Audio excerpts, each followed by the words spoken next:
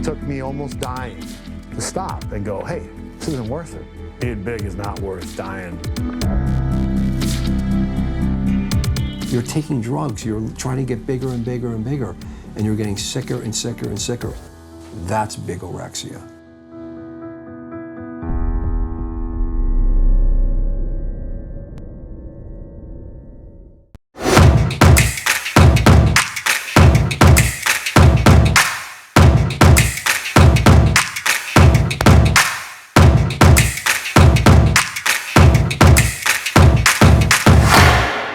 Hey guys, your man Chef Rush here. We're here in Madhouse Asylum Gym, crazy gym as you can see. I'm going to give you one of my quick secrets to my arm workout, how to get these 24, 25s. I'm shooting for 26s later on. So it's gonna be a collaboration of the gyms I worked in, my military career, my training and combatives, my lifestyle as a chef, cutting up all this and doing all this crazy stuff. Everybody asks me how no, it's not that. It's just a lifetime experience. I'm gonna give to you in one shot. We're gonna work on every part of the biceps, every part of the triceps, and I'll give you tips of what you should know and stop listening to other people like me and listen to your body at first.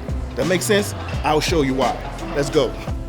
Okay guys, so we're gonna do one of my favorite. It's called the OG, the original, because it's old school. But it's just like the bell bottoms. You know how they go out of style and they come back in and make it really popular? So I've been seeing this all over the internet from one of my boys and a lot of other people doing it. It's called a strict curl. It's where you get against the wall. You can do cheat trick curls, you know, strict curls against the wall where you just get it and you hold it. You can do it in or out. I think Larry just did a strict curl thing where the competition is 235. I'm gonna beat it, don't tell anybody. But today I'm just gonna show you the proper way to do it and how you do it. It builds great mass, concentration, and it hits you right there, right? So, you're gonna get a crooked bar. That's the bar that's not straight. That's the only way you're gonna do a straight curl, is a crooked bar. Here.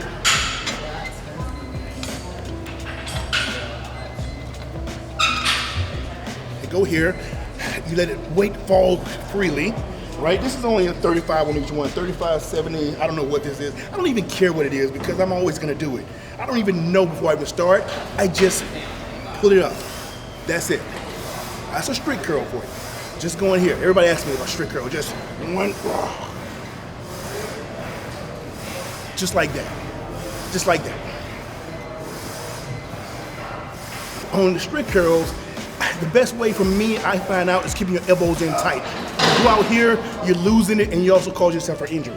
So keep them in tight, and you're going, but it's strictly your biceps. One of the things that I'll say to you about the strict curl is that you gotta be careful. You can cheat on it also, because the truth of the matter is, people are not used to it, so it's called like a rocking cheese curl. You hit it, you get it, and you kind of do a little bounce with it. If you don't have a partner, that's fine. You're going like, you're giving like 80%, 85% of a, 15% of a cheat, and then you got 85% of a win, right? So if you can't like pull it up, give it a little bounce, don't go crazy, just a little bounce, and then push it the rest of the way. It's all your biceps. It's like taking a spot. So think about it in layman's term, you're using yourself as a spotter, right? Every exercise, a lot of these exercises you can use yourself as a spotter on, but a strict curl is one I suggest you do because you can hurt yourself.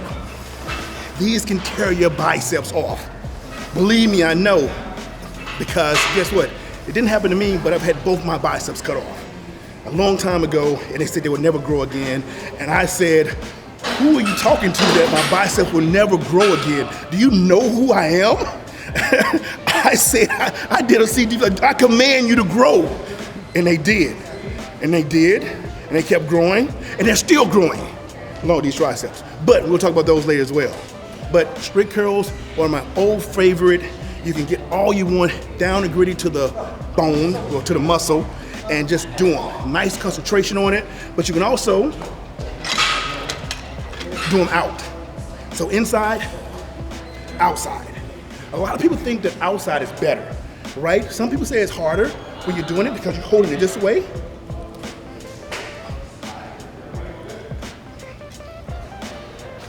To me, inside or outside, it doesn't matter. I don't care. I'm still doing it. And you will also. That's the strict curl. So with the strict curl, my rep range is still gonna go between 15, and 25. Now, if I go heavy on strict curls, because it's always susceptible to injury, I'm gonna keep my rep range between 8 and 12. And that's me going heavy, because you gotta be careful with that. No matter if you're going slow or fast, you can move something, you can twitch it, and that bicep will just tear off. It's like the tip of a balloon where it goes to this big part is your bicep, and then it goes up to a little point, right? That little point is holding all of that weight. And if you don't have that fortification of that muscle, that intensity, you know, it can hurt. You know, my man Kalmar, it happened to him when he lifted up the weights with the guy. It was just one twitch, and he's a big guy, right? He grabbed it and went up, and that one little muscle right there tore apart really easy. It happens to the best of us, right? And I know because I've seen so many injuries from people that it should not have happened to. But you don't know if your muscles are cold that day, hot that day, warm that day. That's why they say, hey, do a warm up. Warm your muscles up.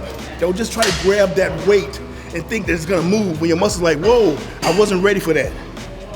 And trust me, if you're not ready for it and your body's not ready for it, you're gonna really have a good time when you're waiting about 6 or 12 months trying to get back ready for it. You know what I mean? So think about it. Don't try to show out, be about it.